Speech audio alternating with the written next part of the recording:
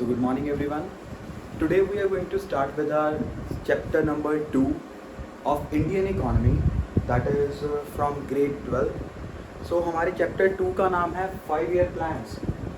So हमने first chapter में क्या रीड आउट किया था कि हमारी इंडियन इकोनॉमी की सिचुएशन क्या थी on the eve of independence. That means हमने एग्रीकल्चर सेक्टर के बारे में पढ़ा, इंडस्ट्रियल सेक्टर के बारे में पढ़ा, फॉरेन सेक्टर के बारे में पढ़ा, डेमोग्राफिक प्रोफाइल देखी हमने इंडिया की, ऑक्यूपेशनल स्ट्रक्चर देखा हमने एंड इंफ्रास्ट्रक्चरल फैसिलिटीज. ठीक है, मतलब जब हमारा इंडिया आज़ाद हुआ था 1947 में, ठीक है, तो उसके बाद उस टाइम पे हमारे इंडिया की सिचुएशन क्या थी. आज हम पढ़ेंगे 5 ईयर प्लानिंग कहाँ से स्टार्ट हुई, इसकी क्या नीड थी, इसके क्या ऑब्जेक्टिव्स हैं, क्या नहीं. Okay, so let's start. देखो, इकोनॉमिक प्लानिंग क्या होती है. Economic planning it refers to a sets of plan to achieve pre determined goals.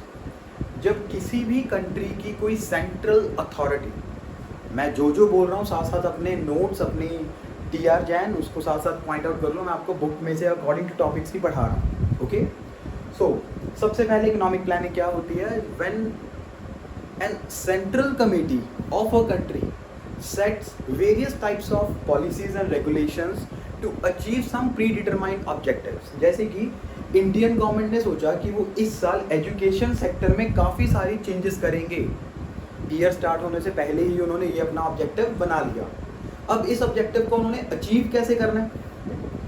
अब इस ऑब्जेक्टिव को अचीव करने के लिए जो हमारे इंडिया की सेंट्रल अथॉरिटी है, जिनका काम है सोचना और उस चीज़ को अचीव करना. ठीक है, सो हमारे इंडिया में planning commission was the central authority who plans each and everything in the Indian economy. लेकिन ये अब की बात नहीं कर रहा, ध्यान से पढ़ना. Planning commission in India was headed by PC Mahalanobis in 1950, but now it has been replaced with Niti Aayog. Niti Aayog since January 2015. मतलब कि प्लानिंग कमीशन हमारे पास सेटअप हुआ था इंडिया में 2015 में under the chairmanship of mister PC Mahalanobis. ठीक है, जैसे हम बोलते थे ना, छोटे होते पढ़ते थे हमारे इंडिया में 5 ईयर्स प्लान चलते हैं. ठीक है ना, हम आगे लेटर ऑन इसके बारे में डिस्कशन करते हैं. अभी वो 5 ईयर प्लान्स कौन बनाता था? Planning commission.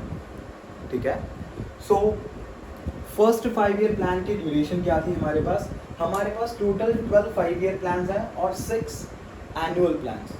मतलब कि 1951 से लेके 2070 तक हमने टोटल 12 5 ईयर प्लान्स बनाए और 6 एनुअल प्लान्स बनाए. Right, so first 5 year plan की ड्यूरेशन थी, it starts from 1 April 1951 to 31 March 1956.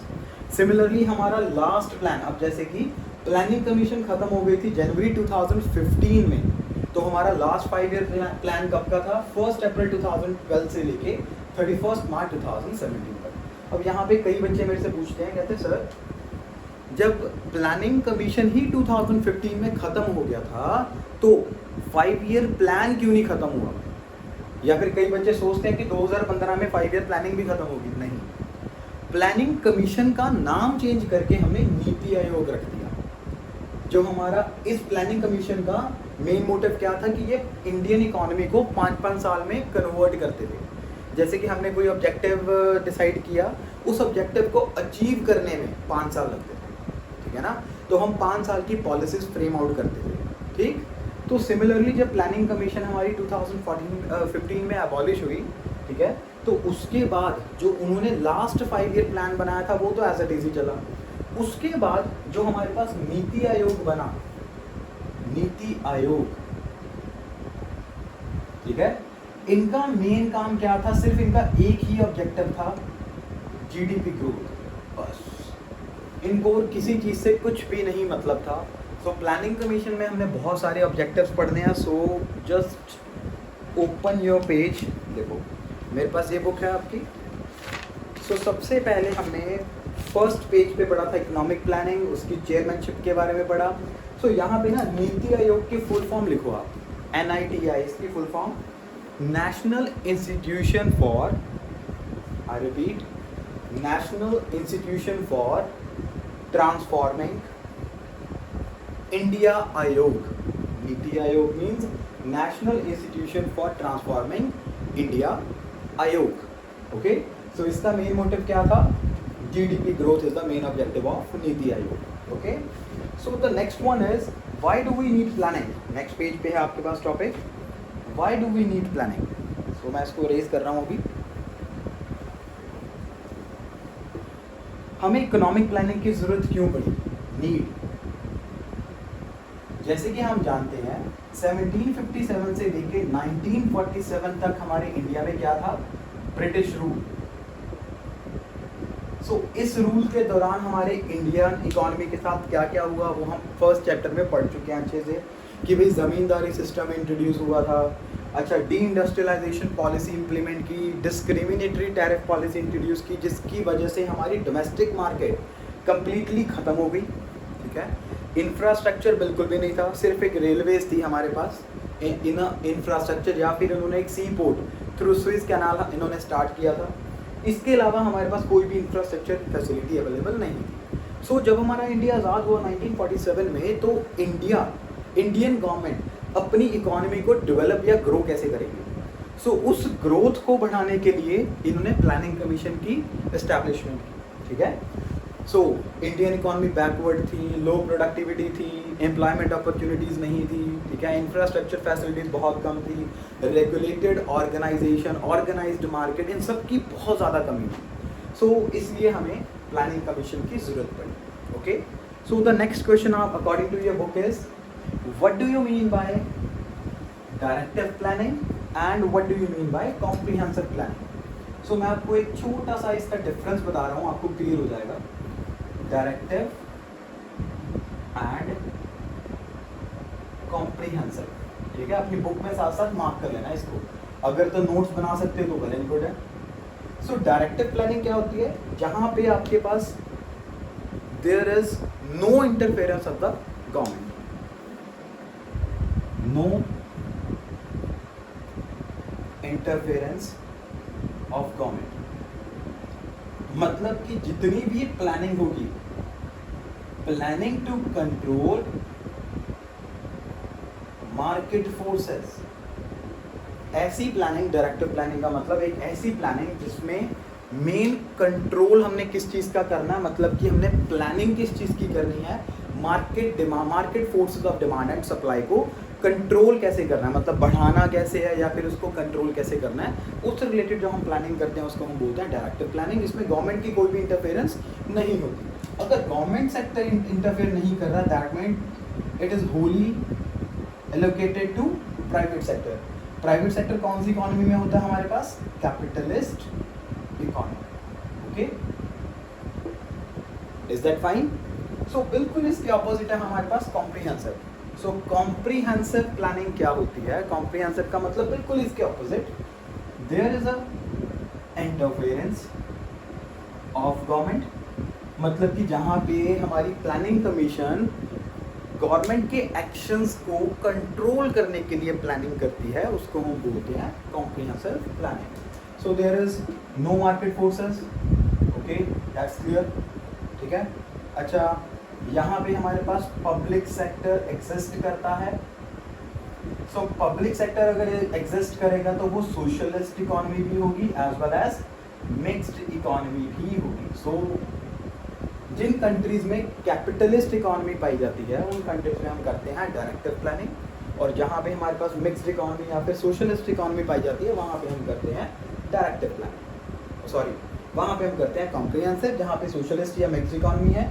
So directive कहाँ पे होती है? जहाँ पे कैपिटलिस्ट इकोनॉमी है. सो ये सब तो हुआ. अब हमारा इंडिया, देखो कईयों को ना बहुत बड़ी कंफ्यूजन होती है इस चीज़ को लेके कि कैपिटलिस्ट इकोनॉमी क्या है और सोशलिस्ट इकोनॉमी क्या है. So let me make you clear about it.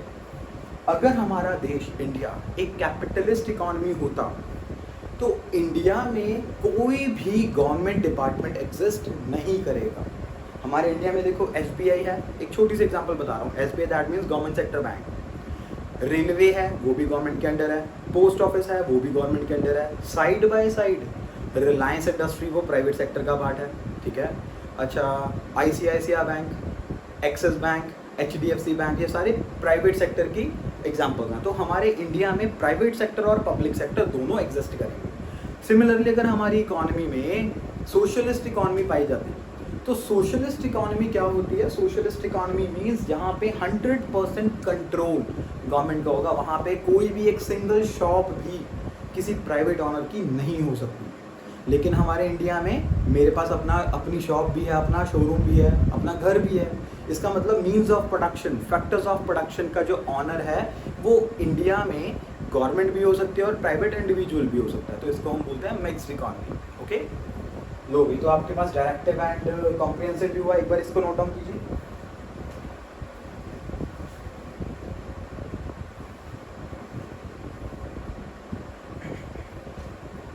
अब नेक्स्ट आपके पास टॉपिक है टाइप्स ऑफ इकोनॉमीज।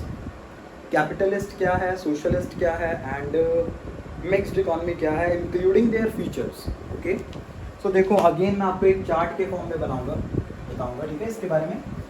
तो बेटर यही होगा एक बार अपनी TR जैन को रीड आउट जरूर करना, उसको स्किप मत करना, ठीक है ना, वरना आपके टॉपिक्स कई जो है वो स्किप हो जाएंगे। TR जैन में कुछ टॉपिक्स ऐसे हैं जो आउट ऑफ द व्यू है, लेकिन हमें पढ़ना पड़ेगा उसको, राइट। जैसे कि आपके TR जैन में कुछ टॉपिक्स दिए भी नहीं हुए, नीति आयोग की फुल फॉर्म कहाँ पे है, पूरी बुक ढूंढ लेना, कहीं पे भी नहीं मिलेगी आपको, right. So types of economies,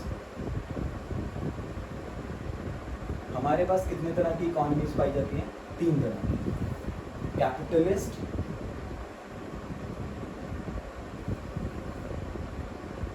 socialist and mixed economy.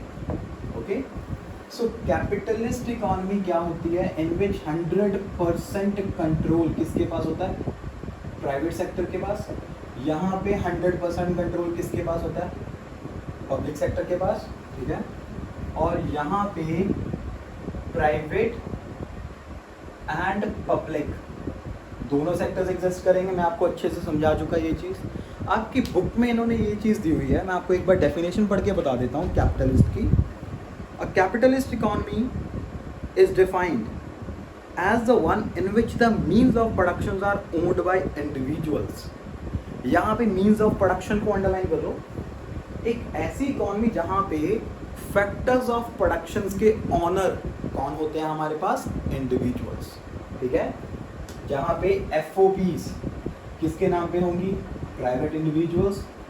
यहाँ पे FOPs किसके नाम पे होंगी? गवर्नमेंट। यहाँ पे FOPs गवर्नमेंट और इंडिविजुअल्स दोनों के पास होंगे, राइट। सही है ना दोनों? अगर कैपिटलिस्ट इकोनॉमी है, कैपिटलिस्ट इकोनॉमी का मतलब हर एक बंदा प्राइवेट फॉर्म के अंदर काम करेगा, ठीक है। सो प्राइवेट सेक्टर का मेन मोटिव क्या होता है? To earn maximum profit. Government sector का क्या होता है? To gain maximum social welfare. So इनका मेन मोटिव क्या था? Profit maximisation. इनका मेन मोटिव क्या था? Social welfare.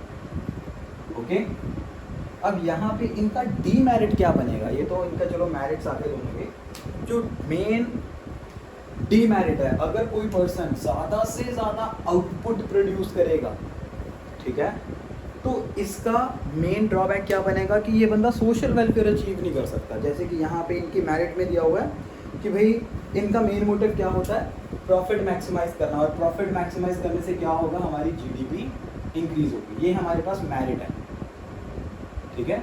सो सिमिलरली इसकी डीमेरिट क्या बनेगी? देखो, according to your book, the principal demerit of the system is that it ignores the collective interest of the society.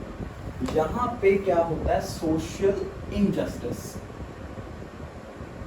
अब ये सोशल इनजस्टिस क्या होता है? सोशल इनजस्टिस वो चीज़ होती है जहाँ पे जब 2 पर्सन एक सेम लेवल पे काम करते हैं, ठीक है ना, मान लो एक X है एक Y है, दोनों की डेजिग्नेशन सेम है, सेम लेवल पे है, ऊपर नीचे नहीं है, सेम लेवल पे है, फिर भी X को सैलरी मिलती है 15,000, इसको मिलती है 5,000। सो इसका मतलब इन दोनों के बीच में जो इनकम इनइक्वालिटी का डिफरेंस आया उसको हम बोलते हैं social injustice.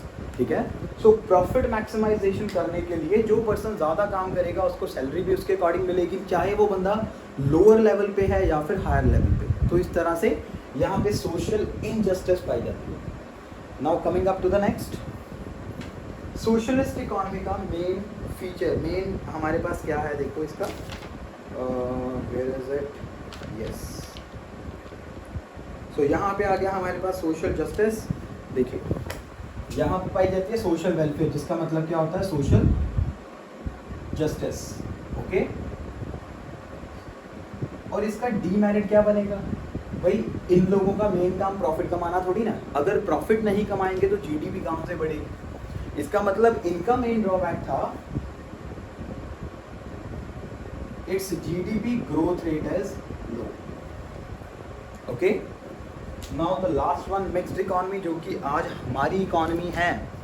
So mixed economy के मेन ड्रॉबैक्स हम आते हैं हमारे पास, देखो जो इन दोनों के मेरिट्स हैं वो इन दोनों के वो इसके मेरिट्स बन गए। दैट मीन्स यहाँ पे आएगा, एक तो जीडीपी बढ़ती है क्योंकि हम प्रॉफिट्स भी बढ़ा रहे हैं, और सोशल जस्टिस भी होती है, दैट मीन्स इक्विटी भी हम प्रमोट कर रहे हैं यहाँ पे, ठीक है।